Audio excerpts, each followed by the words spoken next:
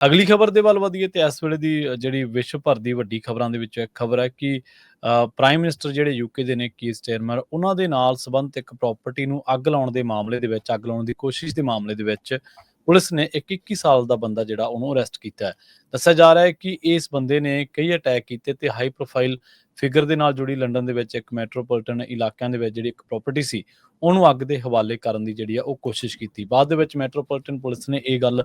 ਜ਼ਾਹਰ ਕੀਤੀ ਜਾਂ ਇਹ ਗੱਲ ਸਪਸ਼ਟ ਕੀਤੀ ਕਿ ਇਹ ਜਿਹੜੀ ਪ੍ਰਾਪਰਟੀ ਆ ਯੂਕੇ ਦੇ ਪ੍ਰਾਈਮ ਮਿਨਿਸਟਰ ਜਿਹੜੇ ਕੇਰ ਸਟਾਰਮਰ ਨੇ ਉਹਨਾਂ ਦੇ ਨਾਲ ਸੰਬੰਧਿਤ ਹੈ।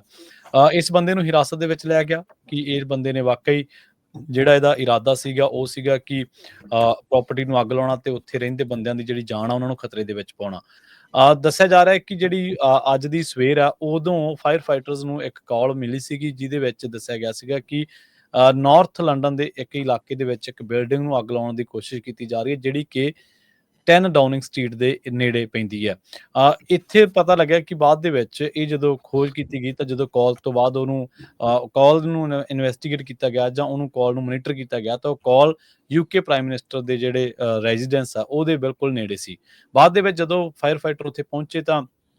ਦੱਸਿਆ ਗਿਆ ਕਿ ਉੱਥੇ ਅੱਗ ਹਲੇ ਲੱਗੀ ਨਹੀਂ ਸੀ, ਪਰ ਫਿਰ ਵੀ ਜਿਹੜਾ ਉਹਦਾ ਫਰੰਟ ਡੋਰ ਆ ਉਸ ਬਿਲਡਿੰਗ ਦਾ, ਉਹਨੂੰ ਜਿਹੜਾ ਉਹ ਅੱਗ ਦੁਬਾਰਾ ਲਾਉਣ ਦੀ ਕੋਸ਼ਿਸ਼ ਕੀਤੀ ਗਈ ਤੇ ਇਹ ਜਿਹੜਾ ਫਰੰਟ ਡੋਰ ਆ ਇਹ ਅਪਾਰਟਮੈਂਟ ਜਿਹੜਾ ਬਿਲਡਿੰਗ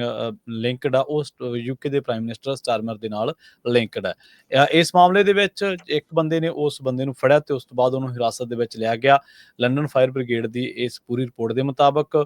ਤੀਜੀ ਘਟਨਾ ਫਿਰ ਇੱਕ ਜਿਹੜੀ ਉਹ ਵਾਪਰੀ ਕਿ ਇੱਕ ਕਾਰ ਨੂੰ ਫਿਰ ਅੱਗ ਲਾਉਣ ਦੀ ਕੋਸ਼ਿਸ਼ ਕੀਤੀ ਗਈ ਤੇ ਇਹ ਜਿਹੜੀਆਂ ਸਾਰੀਆਂ ਘਟਨਾਵਾਂ ਨੇ ਇੱਕ ਤੋਂ ਬਾਅਦ ਇੱਕ ਘਟਨਾਵਾਂ, ਤਾਂ ਉਹਨਾਂ ਨੂੰ ਹੁਣ ਪੁਲਿਸ ਜਿਹੜੀ ਆ ਉਹ ਖੰਗਾਲਣ ਦੀ ਕੋਸ਼ਿਸ਼ ਕਰ ਰਹੀ ਆ। ਪਰ ਪੁਲਿਸ ਨੇ ਇਹ ਸਾਫ਼ ਕੀਤਾ ਵੀ ਉੱਥੇ ਜਿਹੜਾ ਹੁਣ ਕੋਈ ਖਤਰੇ ਦੀ ਗੱਲ ਨਹੀਂ ਹੈ, ਉੱਥੇ ਜਿਹੜੀ ਸਾਰੀ ਸਥਿਤੀ ਸੀ ਉਹਨੂੰ ਕੰਟਰੋਲ ਦੇ ਹੇਠ ਕਰ ਲਿਆ ਗਿਆ। ਸਟਾਰਮਰ ਜਿਹੜੇ ਨੇ ਉਹਨਾਂ ਨੇ ਥੈਂਕ ਕੀਤਾ ਐਮਰਜੈਂਸੀ ਸਰਵਿਸਿਜ਼ ਨੂੰ ਜਾਂ ਹੋਰ ਕਿ ਇਹਨਾਂ ਦੀ ਜਿਹੜੀ ਆ ਮੁਸਤੈਦੀ ਕਰਕੇ ਕੋਈ ਵੀ ਵੱਡੀ ਘਟਨਾ ਹੋਣ ਜਿਹੜਾ ਉਹ ਬਚਾ ਰਹਿ ਗਿਆ। ਜੀ। ਜੀ।